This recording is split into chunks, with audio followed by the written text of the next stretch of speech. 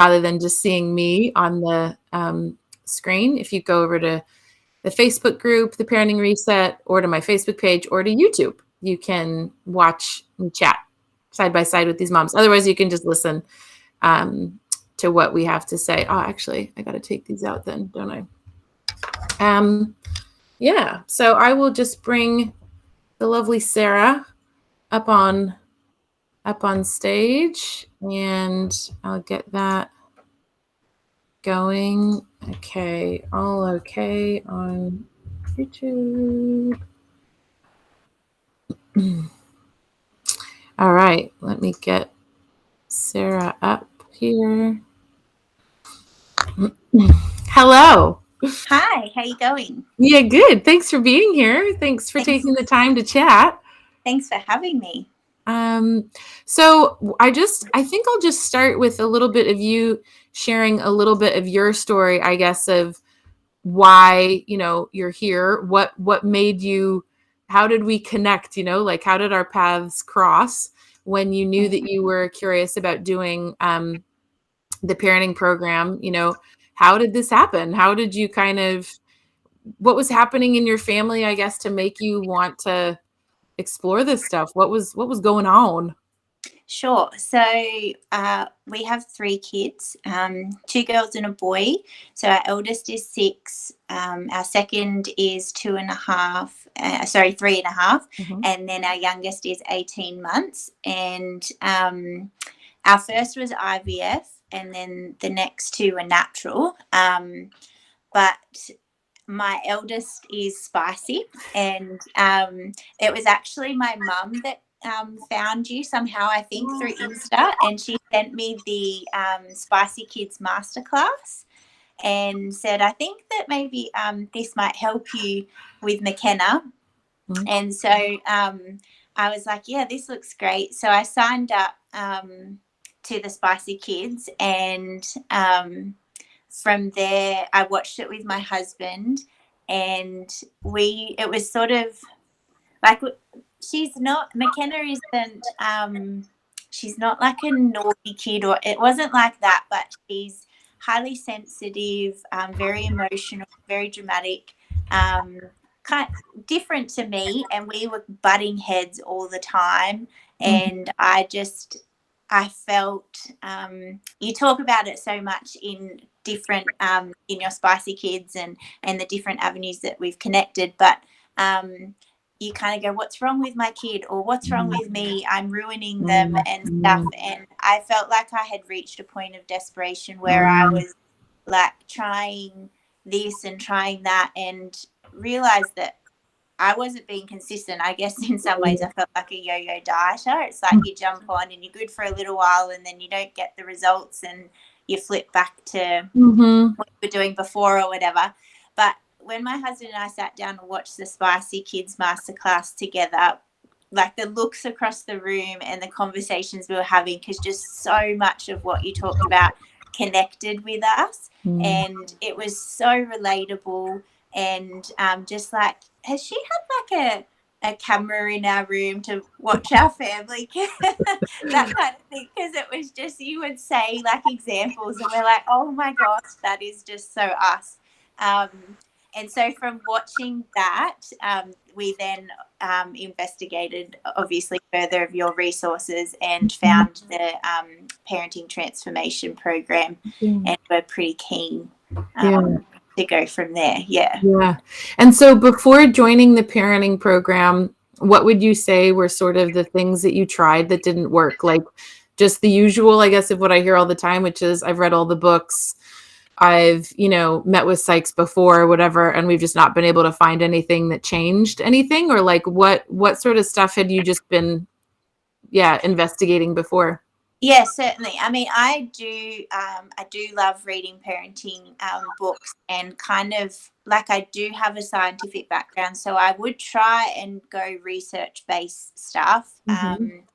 But I think, you would see there is so much like that comes through, and we did try a positive parenting course, but I don't know, it just didn't quite sort of connect, and I guess we've sort of realized that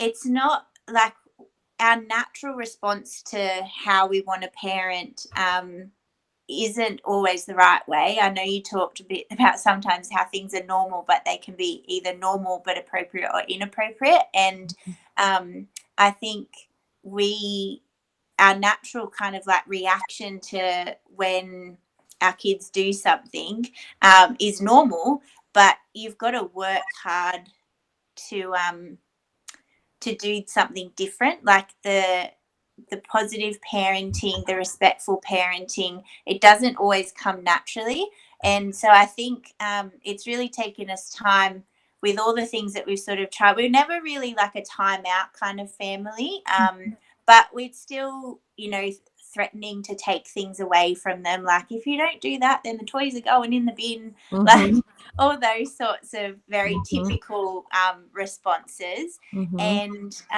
I think like not giving them leaning, I think, definitely towards the stricter, more authoritarian, like, well, I'm the adult, so you do as I say.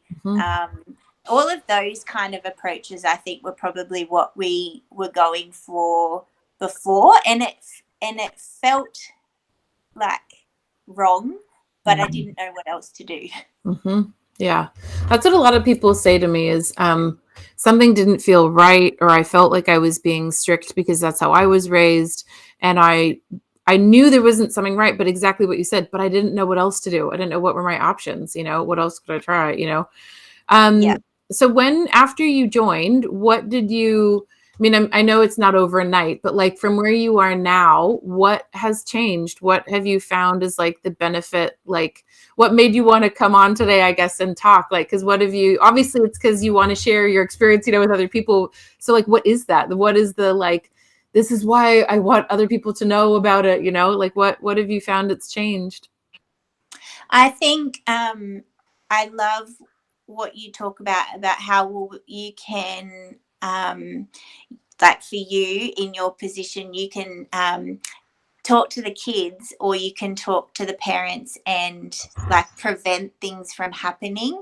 And so I think in our family, I think there's been so many like light bulb moments listening to different parts of the course, and I'm not even halfway through yet. But just an absolute sort of when I say flood of information, not overwhelming, but just so much of a depth of understanding of what's going on. And so now I see what's happening. It's like you see the cogs going in your kid's mind, and it doesn't mean that my responses have suddenly, like you said, changed overnight, and I don't sort of instinctively want to react at times, but I can now go, oh, okay, I understand, like, it's their amygdala, it's firing, and they think like that there's some kind of danger, but there's not. And like it just, I think massively the understanding of why they're responding the way that they're responding, and really starting to see it. I think one of the big things for me as well was I've struggled, and still probably do a bit, with the autonomy, and feeling sometimes like that, like trying to find that balance of giving them autonomy but then not being permissive.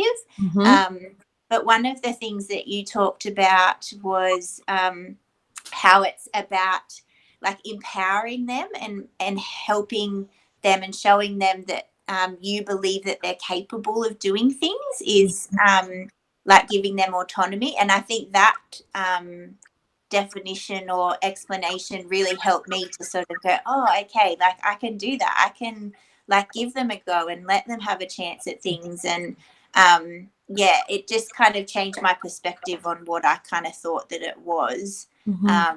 So yeah, I think just for me massively the depth of understanding, because I think when you understand it, it's easier to approach things differently. Yeah, I hear you. I think what I find a lot of parents say is when I have that depth of understanding and I can then see my kid in their context, I can see their brain, their nervous system, I can see that what the relationship is. I can see that then the way that they're behaving isn't to be naughty or to be manipulative or mischievous, or they're trying to give me a hard time. I then am, because I can see them sort of in the big picture and you have all this understanding, you're then able to go, oh, I get it. And you then Yeah. have more compassion, you have more patience. I think that's what then makes us less likely to yell and less likely to be impatient with them, is because we start to see them in their context of like, oh, your brain's just not fully developed yet. Oh, your nervous system isn't where we want it to be. And it's not, you're trying to be naughty or you're trying to be bad, you know? Yeah. Um, Yeah. yeah, I hear you. Yeah. And I think, I think just from my own self-awareness as well, like this past week, there's been times where I've like reacted and I'm like, oh no, like this isn't what Heidi would be saying I should do right now. Because I think I've just become so much more, aware of my responses to them. And I think it pulls you up before you go too far as well. So, we're not going to be perfect and we will still make mistakes, but I think I realized before I'm further down the line than I used to be, Mhm. that I can sort of pull myself back and go, oh, hold on, like you're reacting like this, but we need to think about it like this and, apologize to them. And Mhm. I think, so I think that's been a big change as well, is just, really kind of just, I think pulling back and going, okay, take a breath, think about it, and it's not going down the like I'm screaming and yelling at you stage as much. So Mhm. Yeah, I think it's like we're able to harness the kind of parent we want to be. We're able to find, this is more the parent I want to be. And a lot of parents say to me when they are in the middle of the program or finished with the program, they'll say, I am finally more often seeing glimpses of me being the kind of parent that I want to be. I'm proud of myself as a parent, or I feel confident, like I know what I'm doing. Whereas before it was like the reverse. I had 20% of the time that I was feeling like that, and 80% of the time I was feeling like I was yelling and hating my kids and hating my parenting. And then after the program, they're like, it's reversed. And I now have 80% of the time where I feel like competent. I know what I'm doing. I understand why that meltdown just happened. I understand what I could have done differently. I'm enjoying my kids more. And then I only have that 20% of the time now where I hate it. I feel like I'm screwing up, or whatever. I just think it's such a, it's a gift you give yourself. I think in learning this stuff and getting these concepts into your brain, it's a gift you're giving yourself too. Like, yes, for your kids and parenting, but it's a gift you give yourself, because then you're just like, you're happier in your parenting. yes, yeah, and there's so much like and you talk about it throughout the course as well, but there's so much that we learn about ourselves and that we work through. And I don't even like sort of, I have a great relationship with my parents, talk to them every day, see like our lives Mhm. are very involved. But there's still so much like that, I've got to work through and figure out. And you get so much benefit from that as well. So it's like personal and parenting. Yeah, that's what most people say. Like, I want to ask you this too, but when you think about the stuff that surprised you, when you started or now reflecting on it, the thing that most parents say to me that surprised them is how much stuff they've learned about themselves and how much sort of internal personal work they've done through the program. Like, I thought I was signing up for a parenting thing, but I'm actually, it's making me reflect on a lot of my own stuff. Is that the same for you, or what would you say is the thing that's like surprised you? What's been surprising? Well, certainly that is a part of it. I think, like, I guess I was probably on my own personal journey of figuring things out before this as well, but it's just further deepened and enhanced it. And I think I'm seeing so much of like things that I do or personality traits, temperament in my children that I didn't recognize it was in me. So that was surprising. Like, I'd see it in them, and then I started to go, oh, hold on, like, I do that, but I just do it in a different way. And like, yeah, so that was interesting. I think from a slightly sort of different of what surprised me though is through having done, like, I've only done sort of one other parenting course as such, but the access that we have, like, to you in terms of the Q&As, the Facebook group is incredible. Like, I don't feel that other sort of avenues, courses give that kind of personal connection and like availability, I suppose. So I think that's been amazing, just learning so much from jumping on the Q&As and hearing other people and getting to ask questions to you. And yeah, I think your endeavor to create the community is working. Yeah, cool. Oh, awesome. Thank you for that feedback. That's cool to hear. Yeah, I agree. I think that is a piece that's sort of missing, like the other programs. I think for anything, not necessarily even parenting, I think any kind of development change program that you're doing, if you have just the personal element, like, so just the content site where you're learning, you're watching the videos or whatever. And then if you just have the clinician or the professional that's helping you, and if that's a personal trainer or a chef or whatever the program is, right? If you have just one of those, great, but it's hard to then really get like a thorough transformation and learning and change, right? But then the piece that I add to that is, like, I take the clinician bit seriously, like having the professional advice. Like, you have me twice a week, that you get to chat and ask stuff to me, right? And the Facebook group. And then you have your personal time of your reading, and you're doing the modules and stuff. And then the third bit is that community. And I think that three piece is what actually shifts, because I think otherwise you're just getting a whole bunch of information shoved in your head, but you don't have then the professional to kind of go back and forth with on it. And then you don't have the community to help with the alone thing. Oh, that's what makes, I wanted to ask you about that. Can you talk a little bit about Spicy Parents Club and what that was like? Because I don't know if you've seen in your emails, but we're going to bring Spicy Parents Club as a feature to being in the parenting program. So if you're in the parenting program, you get to access Spicy Parents Club for free. And I know you were at our last one. Can you just share a little bit what that was like for you, especially being a spicy parent and how we all feel alone all the time? What was the Spicy Parents Club support group like for you? Yeah, it was awesome. I think you really do at times, not just with parenting, in so many ways when you're going through different things, feel isolated and feel like you're the only one going through it, even though you can kind of know in your head that you're not. I think to be connected to other people and actually get to hear their stories and talk to them and go, oh, like, they're going through the same thing. They have the same feelings. They understand. Yeah, it was just huge just to have that kind of validation, and know that you're not alone.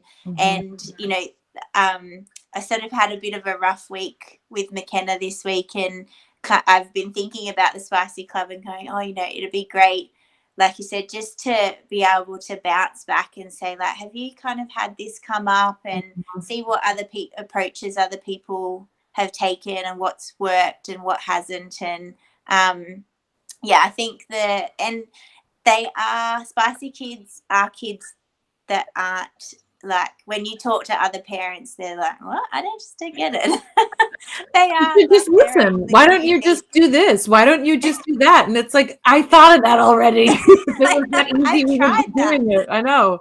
Yeah. So yeah, it is just so good to be able to talk to other parents that are just in the same boat. And yeah. Yeah, I know that. I was really moved in that session because it was validate for me as a mom of a spicy kid. I felt like seen and heard, and I know all of this stuff as a clinician, right? But I still have those feelings of isolation. And I still have those feelings of like, nobody gets it. When I try to tell them how hard my kid is, they don't get it. And then in that space, it was just like, I felt like I was just staring at these faces of 20 other people who were like, yes, Heidi, I get that. And you remember how, when someone would share and then I would say, can I just see a show of hands? Can everyone just put their hand up if this is happening to you or it resonates? And like every time someone would share a horrific, embarrassing meltdown moment or whatever, and then I would go, can I just see a show of hands? And then the whole screen is just all these hands going, yep, been there. Yeah. And it was just so crazy because it was so validating. I mean, to have people say I've had that exact same experience or really, really similar, it was just so like, oh my gosh, okay. It's like, it's not me. There's a world out there that gets this, Yeah. Yes. And I think as well, like, obviously you have so much credibility from your professional career, but like it is just so much more because you've got your own spicy kid. And I think sometimes like that just makes it even like more, oh my goodness, like she just gets it because like you said, when you have moments that are just so real and normal and you've got all the training, but you're just like, wow, like we're all just normal and we're all just people. And like, this is just what we're dealing with. And I think, for me, I think like transparency and authenticity really like get through to me. And so I feel like that is what this course is. It is just so down to earth, so relatable, so genuine and honest, and like, I think. Well, thank you. Yeah, it's important to me too. I think as a therapist and as a human, like authenticity is one of my values. Like that's really important to me. And like you've heard me say on Q&A calls, like, oh, my daughter melted down today about whatever, and this is how I handled it, and this is what I would have done differently or whatever. I just think what happens a lot is parents think they're supposed to know everything and they're supposed to be, brilliant at parenting because they've read the things or whatever. And I'm like, you guys, I know I have all the knowledge up here and I still struggle, right? I have all the knowledge. I've been doing this for 20 years and I still have moments with my daughter where I'm like, I've tried everything. I've done what all the books will say and I've done all the techniques and we still have a hard time because she's human. She's not a robot. And that I think is the piece that I love about our community and I love about the Q&A calls and I love about all of us together is that sense of like, I tried, I did all the things and it still blew up. It still was hard. And just having that sea of faces of other people going, I get it. It's hard. Yeah. And that is then the piece that makes it doable. That's then what makes it lighter. That's then what makes it a hard situation tenable is just knowing I'm not in this alone, Yeah. Yeah. Thank you so much for being here. I really appreciate your time and I really appreciate your insights into and being honest, I guess, of what it's been like for you and what you've gotten out of it. And is there anything else that you think is something that you've thought about maybe of like what this means for your family or like, have you thought about, gosh, where would we be if we hadn't have done this? Or like, I don't know, do you have any sort of, final thoughts when you reflect on it of what it's meant for you? I think like sort of thinking about some of the questions you sent through and what I'd say and stuff, like I think people who are thinking about it and not sure, I mean, certainly probably the two things for me, it does at times seem like it's a big amount of money, but then when you kind of think about what the investment is, it didn't seem so big at all. And then I wanted to make sure that I obviously wanted to invest in our children and their lives, but I didn't sort of want to sign up for it and not commit to the time to do it and just kind of like go, so it was a very intentional decision that I ended up deferring uni because I just wanted to focus on getting things like just really focusing on the kids. We'd moved house, they'd changed schools, and I just knew that it was going to be a period of adjustment, and I wanted to be available and I wanted to do it the best that I could. And so I think like there isn't some, like perfect textbook we'd all love there to be, but like you said, our kids aren't robots and they are all so different. But I think the course, it helps us to read our kids and see their needs uniquely. And so I think, just as our family, you talk at one point about visualizing what you want. And I think I'm not great at it yet, but it's something that I'm certainly working on, because I know that in the future I want my kids, when they're grown up, to come to us with anything, no matter what like situation they've got themselves into. And so I think I just love that we found it now, so that while they're little we can be building that foundation. And we'll make mistakes, but we'll do it together and we'll figure it out. And I think it's just so important for us to help them be the best that they can be.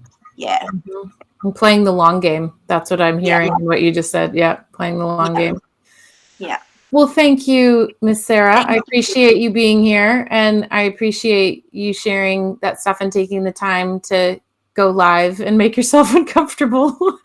I know it's. Thanks for having me. Yeah, thank you for being here. And what is it, Wednesday? I'll see you in a little bit on the Q&A call. So I'll see you, in a little while. But thank you, my dear, and I'll see you later. Thank you. Okay, bye.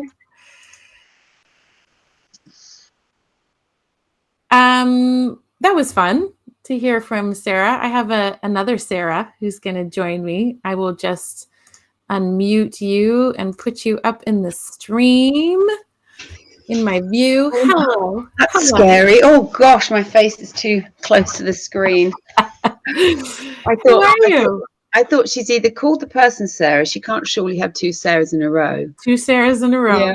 Yeah. How are you, my dear? Good to see you. I'm really good. It's lovely to see. And actually, I was very moved by one line she said at the end, but I can tell you which made me kind of summarize probably on my whole experience. So I can either save it or I can tell you now. I wrote it down what she said. Go for it. Tell me. She said, I'm investing for the future because it actually makes me want to cry. How ridiculous. She says, I want them to come to us, whatever.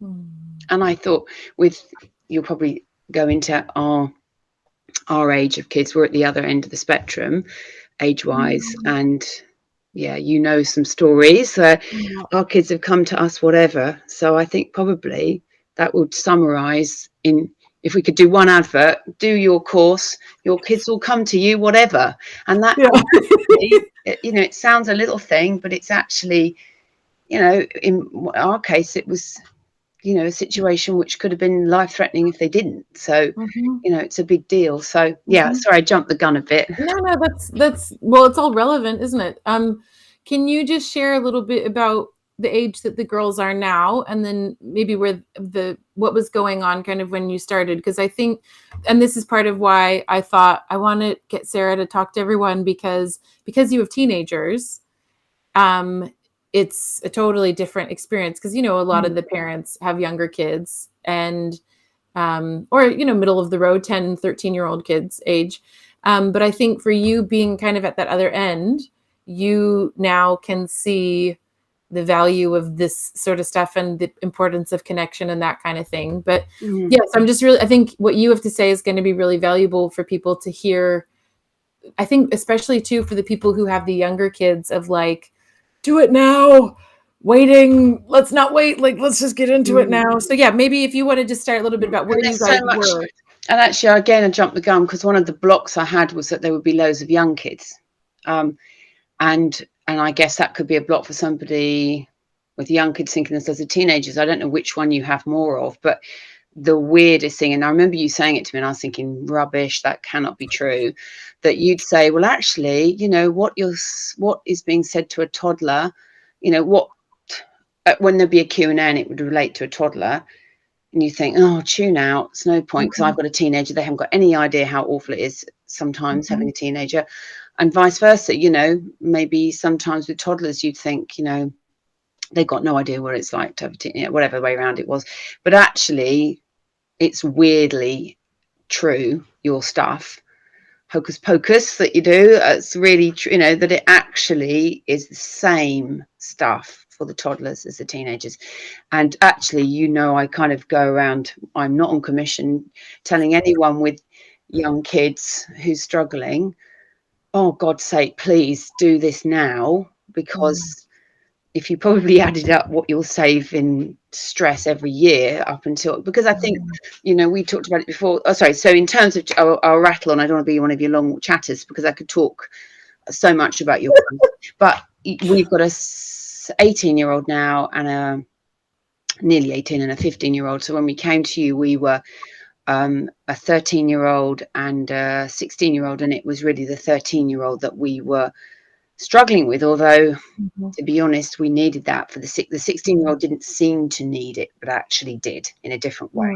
But the 13-year-old was the one that was screaming, you know, help me. Well, she wasn't actually, she'd gone off into, so in terms of where we were, she was isolating, she was emotionally distant, she was risk-taking behaviours. So you know, it was not a great situation, and we would, you know, we were pretty desperate really as to what to do. I don't know what other question or where I've gone to now with what you want me to say in terms of that was good, just giving the background of kind of where you were at.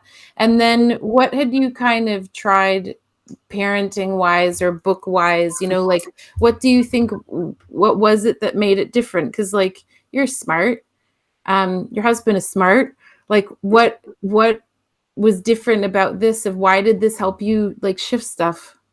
I think in a funny kind of way, Heidi, I don't mean that like we were too smart. We were well read. We'd read everything. I'd read everything mainly, really. And the thing is, I was all up in my head. I had read so many different conflicting things. I tried, I mean, really, I went to my default mode, which is fear and control and management. And I still, in fact, had a little thing the other day and I thought, oh, I must get back on those calls because it'll be my default. To do fear and control, and I really thought that was the only way. I just thought this is an awful situation. I'll talk and talk and talk. What did I write down? I put questioning, threatening, advising, fear, control, management.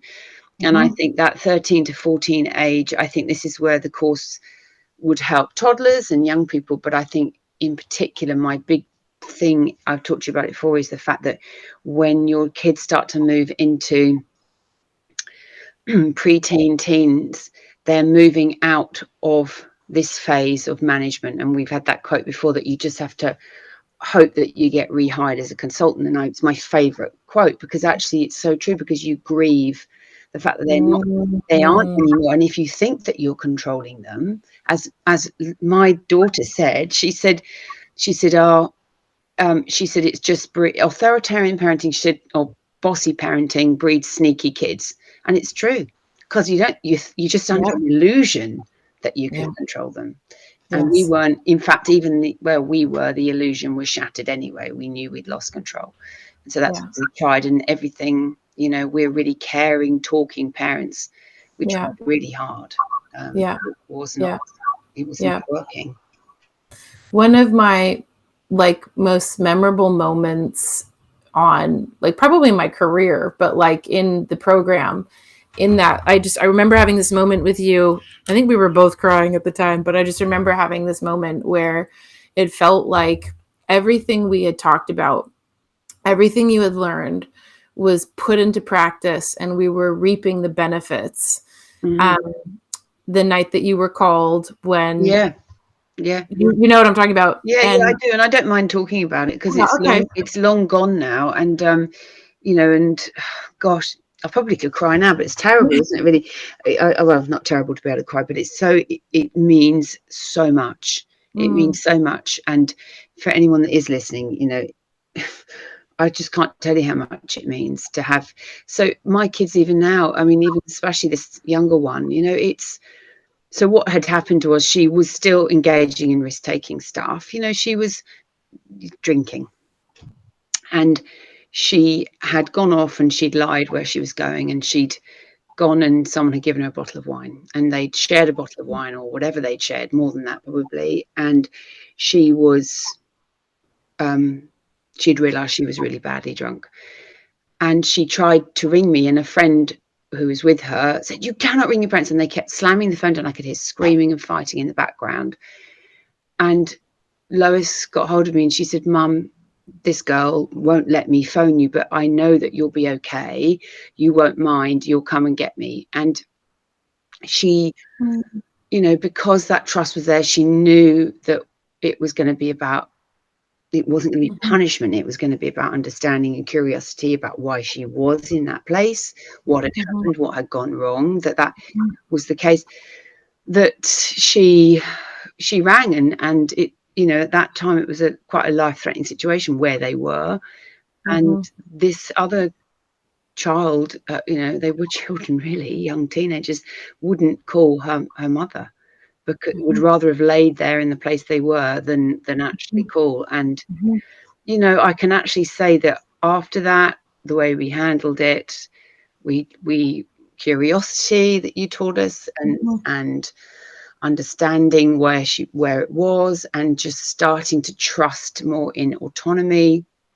I'm not saying we haven't had any, we don't have some perfect person now, but we have someone who really has autonomy and understands and trusts themselves in those environments, and knows that, so it was a pretty big moment, that, and when that was, it was like a turning point. It was the beginning of something. And because I think prior to that, she wouldn't have called. Prior to that, we were fighting about, cleaning up the bathroom and feeding the dog and stuff like that. And then as you started to shift, prioritize connection, prioritize the relationship, get curious, get to the bottom, what's really going on. When you started to shift into that, then your whole relationship started to shift. And then it was like you were preparing the pathway, so that then when that moment happened and she was in trouble and she needed help, which is what inevitably happens for teenagers, that they get into trouble and they need help. But what most of them do is they don't tell their parents, and they're in too much shame, and they lie, and they're sneaky, like she said.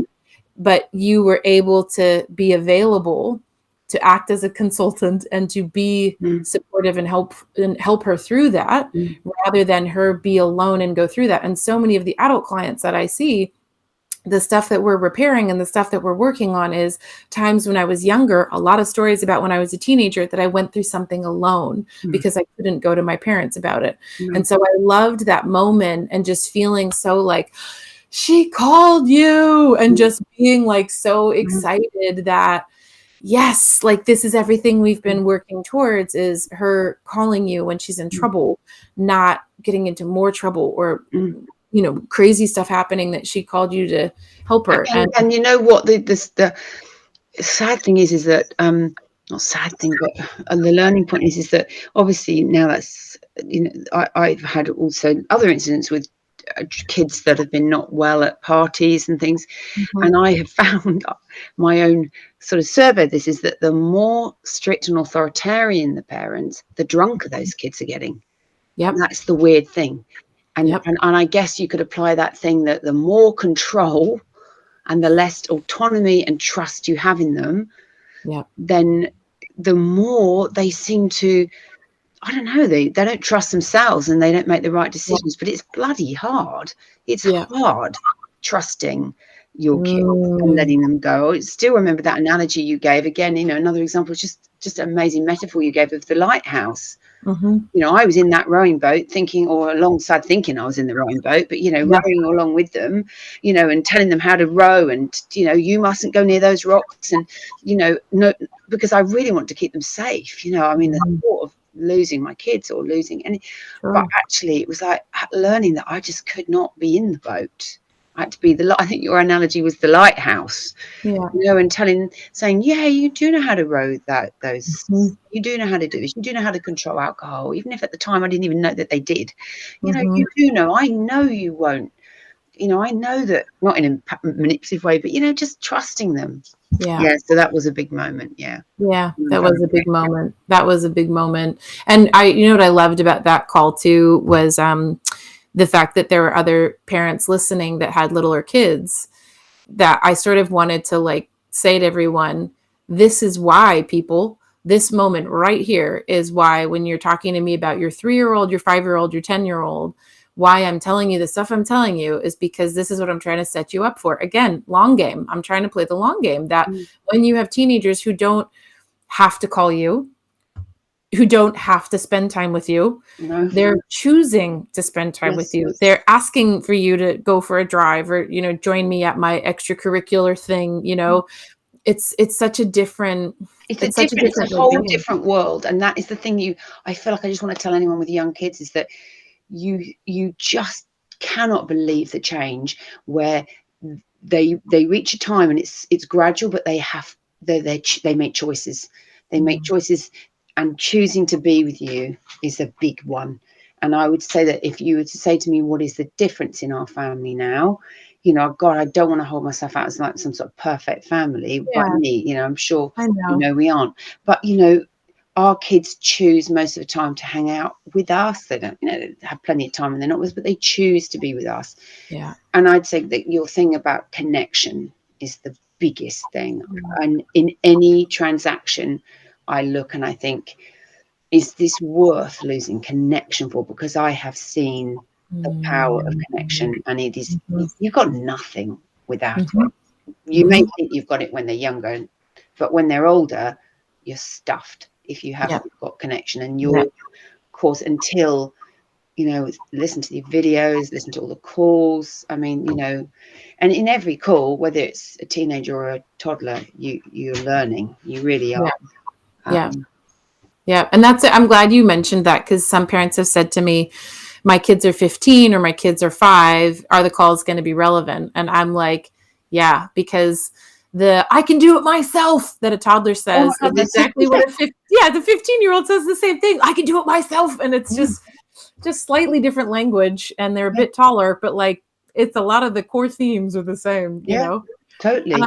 And I love you saying that what it's meant for you is that your kids want to spend time with you, because I think all of us can say that there's been periods of our lives where we've not wanted to hang out with our parents at various ages. And I think that's what the norm is. I think the majority of the world doesn't want to hang out when they're teenagers or in their 20s with their parents, you know? So I think that that's a really good point that you I think I loved, you said to me once, I really, you know, or on a call to everybody, you said, you know, at the end of the day, you want your kids one day to want to come shopping with you on a Saturday. You know, that was girls, obviously, but, you know, boys go shopping anyway, too. I shouldn't say that. But, you know, and actually, it's a really interesting thought all the time to think, would my kids want to pick up the phone and talk to me? And I think, you know, now they would, you know. And my kids, especially that younger one, she talks about the pre-Heidi life and the post-Heidi life. She does. And I should get her on the calls to talk about it. Yeah, you could have done, actually. In fact, she would probably speak very well on the topic, because she does, you know. And we had something that was a bit of a hot topic, stupid thing about vitamins yesterday, where I was saying that you should be taking them, and I'd resorted right back to control and fear. If you don't take this, you know. And that she went, it's the last area then that you haven't obviously changed in, you know. It was, and I had to go back, and when we came up with a new plan together of how this, you know, silly little thing over vitamins, I know, but, you know, yeah. But could she really tell? Like, if I said to her, could I say, did you draw a line in the sand and you remember a pre-Heidi time and a post-Heidi time? And she would say that she could identify it? Oh, yeah. Oh, my God. Wow. Absolutely. That's cool. That's really you cool. Would. And I probably would too. And actually, it's interesting how quickly, you know, because I'm you know, I know I still get your call reminders, and sometimes I think, oh, I should, like the one yesterday with the vitamin argument, you know, I could have come onto the call and had a bit of a reminder, but instead another therapist that, you know, did it for me, because anyway, it's a long story. Did it for you. But I still think it's actually interesting how quickly you can absorb the information. So I got quite overwhelmed. That was one of my things. I got overwhelmed by the videos. I was thinking, I'm never going to be able to commit the time to it. Yeah. But I think it's that all or nothing thinking that can sometimes mean, oh, if I can't commit all the time to it, then I'm not doing it. And I would say that, to be honest, you know, I had probably only maybe 10 calls and that's quite good, quite quickly given the amount and your videos, and that was enough to start making some big changes. As long as we were lucky we had 2 people on board. In some families there's it's getting both parents on board, but you were great at helping with that as well. I think that I've known you be great with where there isn't perhaps necessarily the same approach parents. Yeah. What do you think is the thought that you would have for people who are on the fence, either for the cost, or they're on the fence for the time, or they're on the fence just in general, saying, people who might be saying, like, I'm more of a one-on-one person, I'm not into the group thing, or I don't know, like, what is sort of, because you've sent so many parents my way who have joined the program since I never know whether they join you, actually. I should send you like a thank you conversion. You converted someone today. No, I promise I'm not on commission. I just I can just talk so much from the heart from it, because it was life-changing for us. So I suppose I can. But what is it that you say, like, when you have your conversion talks with people, what is it that, like, you want them to know, the people who are like listening right now that are on the fence? What's the why for you? What would it have meant if you hadn't done it? I don't know. What's that big piece for you? Well, I mean, in answering your other question about the objections, obviously we talked about my objections were about, it'll be full of younger kids. Well, I've covered that one off. Money, obviously. I mean, that was a huge one for me, the money. And I get it. And, we aren't struggling. So I know that for others, money can be even bigger, but I don't know what you do offer and what any of this sort of how it's changed, actually, because I was obviously one of probably the prototype people, wasn't I? But actually, I would pay that money probably 100-fold if to give me what it gave me. So I think that if it is within anyone's reach, it is something more valuable longer term than any holiday, 10 holidays for us. It was from where we were. And I think I couldn't put a price on it, really. Well, I've forgotten already what the second question was, Heidi. What the objectives? Or what else is it when you're talking to your friends about it? What is it that you say as to why? Like, why I think you should do this? Like, it's changed our family. And I guess maybe you answered it in saying because they want to hang out with us. Like, I have 2 teenage girls who actually want to hang out with me. That is magical. Where they call me when they're in trouble. Do you know, actually, this more, I feel like I don't want my words to come and slap me on the face one day, because it is always a moving feast with kids. Sure. But I have, and I don't know who's listening, so I don't. But I had Lois the other day said to me, she said, "I'm so that." She said, "Do you know, some of my friends say to me, God, they wish they had a mum like you," and I just. Wow. I think that is not what she would have said a few years ago. A year ago or 2 years ago. And, I'm sure she changes her mind from time to time and, it does a teenage thing, and it would be unhealthy if she didn't. But I feel like it turned me into a mum that my daughter is proud of in relation to other kids, that she, like we said, come to us, whatever, like your previous Sarah said, come to us, whatever. And I think that would hopefully apply now for the rest of their lives, So I think that it's a heart thing. And I think we were in our heads before, and what you helped us do is be our kids connecting on a heart level. Because I think as parents, you're managing, are they eating their beans? Are they drinking from the sippy cup? All of those kind of markers. And we're also up in our heads because we so want them to be safe. We so want them to be, we're looking miles ahead into our beliefs about what they might be. And just, I think at the end of the day, if you have not got a heart connection to your kids, you have nothing, really.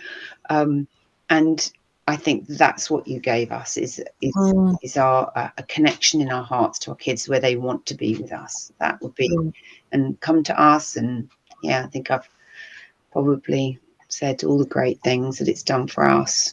We're very grateful. So I would recommend it. You know, I do to everybody, and I would not sit on the fence, especially if you're in a place where you're not having a good time at the moment with your kids, especially. And it's great if you can do it, you know, ahead of time before you get to that desperate spot. But if you're in the desperate spot, it's not too late. Yeah, and that thing, it's too not late. too late. I remember you saying it's never too late. Yeah, totally. Because parents with teenagers have messaged me and said, I don't know if the program is right for me because my kids are older. And I'm like, never too late. Never too late. No. So thank you so much for being here. Thank you for giving me a chance to talk. Yeah, I appreciate you taking the time. And I appreciate you just sharing being vulnerable and sharing some of your experience, because I think this would have been an invaluable listen for some people that were on the fence. And I'm always happy to talk to anybody personally that wants to ask any questions that they're embarrassed to maybe ask in front of you, or anything really. So, you know, I'm always pretty open. But yeah, thanks, Heidi. Lovely to see your face. Lovely to see your face too, my dear. And I'll see you next time. Yeah, see you next time. Bye. Thanks, Sarah. Bye. Bye. Oh, that was nice. Here is the info if you want to go to the parenting program, HeidiLinks.com/TPT. If you want to sign up or you want to learn more, don't hesitate to send me a DM or, message me, email me, whatever. If you have questions or you're not sure, it closes on Thursday at midnight. So I don't want you to miss out if you're thinking about it. I'd love to chat to you and see if maybe it's not the right fit, but I'd rather talk about it with you and see what's happening. Also, with the Spicy Parents Club, what we are doing is that is offered to you to be in the Spicy Parents Club for the end of the year. So it's not just 10 weeks. We're extending it out for the end of the year. Spicy Parent Club, it's like a support group. Basically, we meet on Zoom, and it's just a really cool place where you get to connect. So for any of you that are spicy parents, highly recommend. It was so cool. The last one we did, it was really, really special.